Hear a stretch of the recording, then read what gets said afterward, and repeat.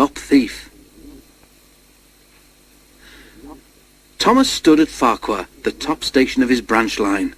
He had run round Annie and Clarabel after the morning journey and was enjoying a short rest before the run back down the valley. His driver and fireman stood beside his cab talking to the guard who'd brought startling news. "Did you know that the stationmaster was burgled last night?" he was asking. Thomas's driver shook his head. "You don't say," he exclaimed. "I didn't know he had anything worth stealing." "He's won cups for gardening," exclaimed the fireman. "All taken, and then the scoundrels had the cheek to pinch his car to carry them away in." "Not that new one he's so proud of," said the driver. The guard nodded, and at that moment the signal rose to show that the line was clear. The driver and fireman climbed into Thomas's cab. The guard blew his whistle, waved his green flag, and got into Clarabel, and Thomas set off. By the time they were through the tunnel, the train was running nicely. Road and railway were beside each other here, with only a stream between them. Thomas remembered his race with Bertie the bus. He'd only won because he could go through the hill, while Bertie had to go over it. A flash of colour on the road ahead caught his eye. He tried to go faster to look more closely. "Steady, Thomas," said his driver. "There's plenty of time." "Can't we get closer to that car?" panted Thomas. "It looks like stationmasters to me." "Lots of cars look like that," laughed the driver, but he opened the regulator and they began to draw level. There were two men in the car.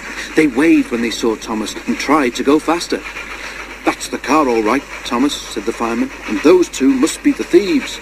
But we can't stop them, and they'll be gone long before the next station." "We need pencil, paper, and something to put a note in," said the driver. "We'll throw a message out at the next signal box." Quickly, he wrote the note, and they put it in the fireman's empty lunch tin. Then, drawing ahead of the car, Thomas whistled to attract the signalman's attention. They slowed so that the fireman could throw the box up to him, and as they went past, both driver and fireman shouted "Police!" at the top of their voices. By now, the stolen car had gone well ahead, and Thomas did not see it again. But the signalman telephoned police headquarters at once, and the thieves were stopped at a roadblock about 10 miles further on. That afternoon, the fat controller travelled in Annie to Ffarquhar. When he got there, he and the station master climbed onto a porter's trolley. They told the passengers the whole story, and the station master thanked Thomas, his driver, and his fireman for their prompt action. The passengers cheered loudly, and they cheered even more when they heard that the station master's gardening cups had all been found undamaged in a sack in the boot of the car. "A long time ago," said the fat controller, holding up his hand for silence, "Thomas showed how valuable he is to the smooth running of my railway. I am sure you will all agree that today he has once again proved himself to be a really useful engine."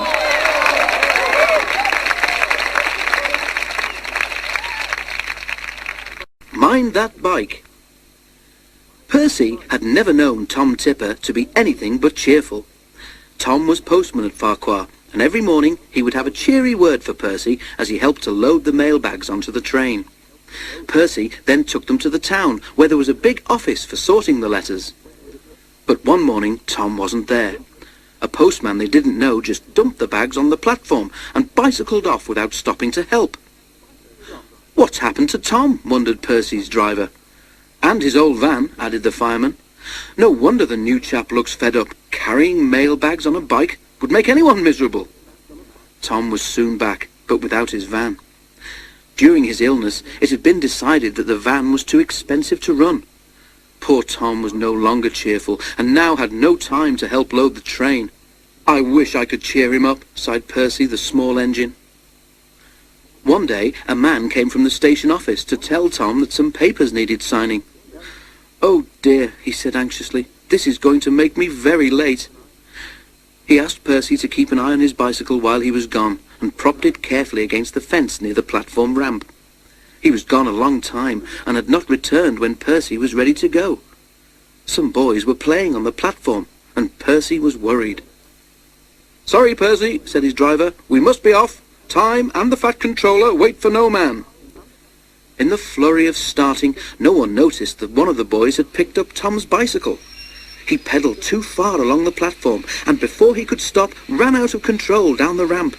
He reached the bottom just as Percy started away. Fortunately, the boy fell clear in time, but the bicycle swerved beneath Percy's wheels and disappeared with a crunch. Percy's driver stopped the train quickly, and they extracted the remains, but the red bicycle was beyond repair. Tom came running, and he, the driver, the station master, and the guard all told the boys what bad boys they were. "I'm sorry, Mr. Tipper," apologised Percy. "Never mind, Percy," said the postman. "It wasn't your fault, and I never liked that bag much anyway." When the Fat Controller heard about the accident, he ordered that Tom should be provided with a new bicycle at once. But next morning, when Percy arrived at Ffarquhar, he saw a brand new red van standing in the yard beside the ruins of the bicycle. Close by stood Tom Tipper, beaming from ear to ear. "That accident did me a good turn, Percy," he smiled, "and now my chief has decided to let me have a new van after all." "So I did help," said Percy to himself when Tom had gone. "By accident, as you might say." Fish. The fishermen who used the port near the big station were bringing in more fish than ever before. Each day the sheds on the quayside were piled high with boxes.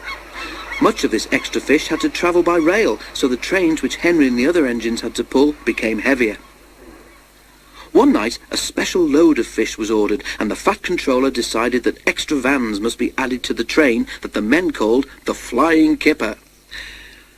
The only spare vans that they could find were old ones that had been standing unused on a siding for some time.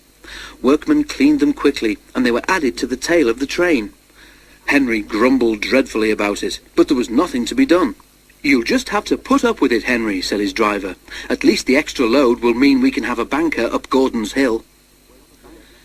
Duck often waited at Edward Station so that he could help heavy trains by pushing behind. Tonight Henry made good progress in spite of his extra load.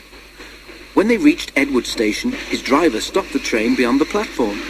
Then, using Henry's whistle, he gave the special signal which meant that he wanted help up the hill. "Peep, peep, peep, peep," whistled Henry. "I need a banker, please."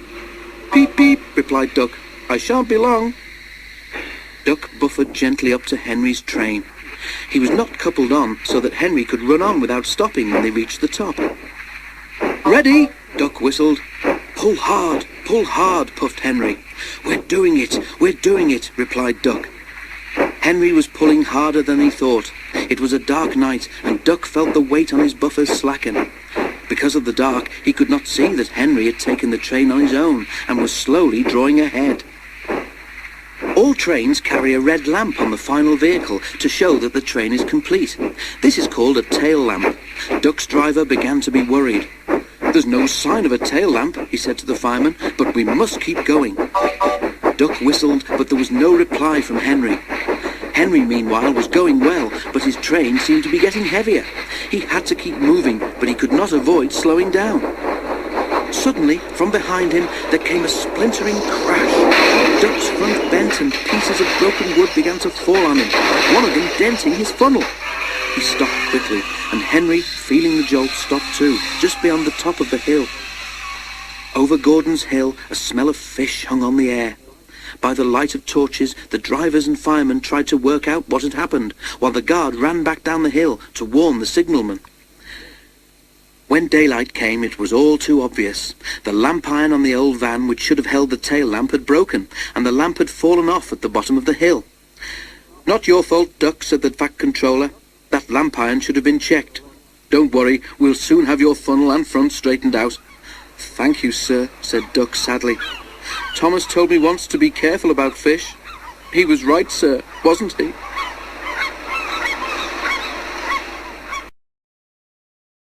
Triple header. Gordon was resting in a siding. It was a hot day, and the express had been heavy. "I get so out of breath," he complained, "but nobody cares. They just say I'll be all right after a rest." "Get the Fat Controller to give you tanks and a bunker," suggested Thomas cheekily. "You'll feel a new engine. We tank engines never get out of breath, you know." Perhaps it was lucky for Thomas that poor Gordon hadn't the energy to reply. The men worked hard on Gordon, but they couldn't make him better.